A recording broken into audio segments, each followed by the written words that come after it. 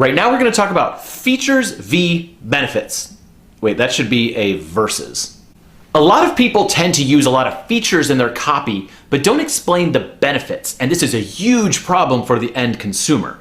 If you're very used to your product and you know everything about it, explaining the features makes total sense.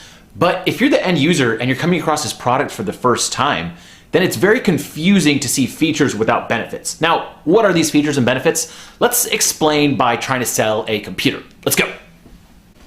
So let's say we were trying to sell this here computer. How would we do it?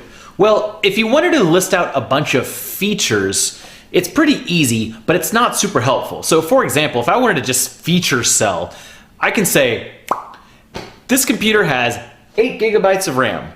It also has a 27-inch display. It also has a quad-core processor. But you know what? These things aren't that useful in determining if I should buy this computer. Now you can sell this computer to a technical person because they'll already know what the benefits are. But let's say someone walks in your store and you're trying to sell them this computer and they don't really know which one to buy, they don't really care how much you spend, but they need the right computer. Well, you need to tell them some benefits. And that goes a lot like this. So instead of you having just 8 gigabytes of RAM, you tell them it makes opening files in web browsers super fast and there's 0 lag time. This is something they can relate to, right? Whenever they're sitting at their browser and there's a ton of tabs open and it's going really slow, you can show them that aggravation that you have whenever you see that too, and that because of the 8 gigabytes of RAM, this computer is lightning fast, right? So what else would we show as a benefit? Well, we'll show 27-inch display. Okay, yeah, the display is big, but what can you do with it? This display is so big you can easily multitask or even use it as a TV. I do this all the time, use it as a TV, and sometimes I just watch YouTube videos and TV directly on here instead of transferring it over to the real TV. That's the benefit of a huge display, plus you can split screen window, you can multitask, it's great. Those are benefits. The other thing is quad-core processor. A lot of people won't know what the heck this means, right? But if you could say you could do multiple things at the same time, like watch YouTube while rendering an HD video at the same time. You can go into other examples and benefits of how having a quad-core processor can help you multitask and why that's important nowadays. So if you do a lot of video editing, Photoshop, other things, and you have to watch video and images and browse the web at the same time, quad-core comes in real handy. So that's how you explain features versus benefits, okay? And usually features and benefits go well together. You don't have to do just one or the other. Explain the technical stuff, that's great, but also show them the benefits. Remember that next time you're writing a piece of copy. Okay, now you can tell the difference between features and benefits pretty easily, right? Let's try it on something else. How about a piano? Now imagine we're trying to sell this here piano. If we were to sell all feature-based, it would kind of sound something like this.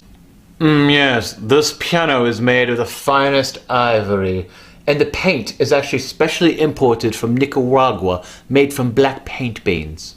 That sounds cool and all, but at the same time, it doesn't mean anything. In the benefits world, I would say something along the lines of, yeah, this keyboard is actually made from like super high grade material. The paint is even imported from Nicaragua, which means that it's going to look like this for about 100 years before it ever wears down.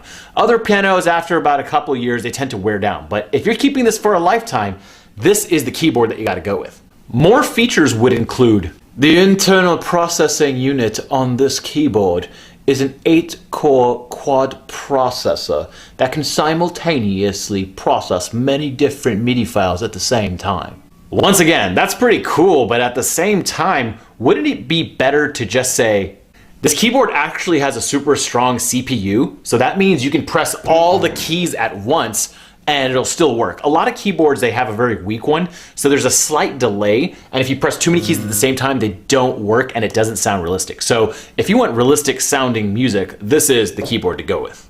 Sounds a lot better, huh? It makes it seem more human, and you can see the end benefits of what you're gonna get rather than just like technical specs of something.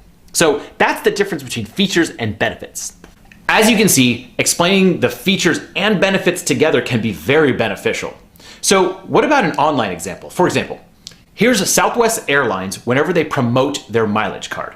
You get 50,000 free miles whenever you sign up for this card. Now that's great, but I have no idea if I'm seeing this for the first time, like what 50,000 miles means. Maybe if you're super familiar with the system, it means something to you, but if I'm just walking by in the airport, that doesn't mean too much if it's the first time I'm seeing it. I'm like, is that $50,000 worth of flights or 50,000 like actual miles through the air? Like what does that even mean?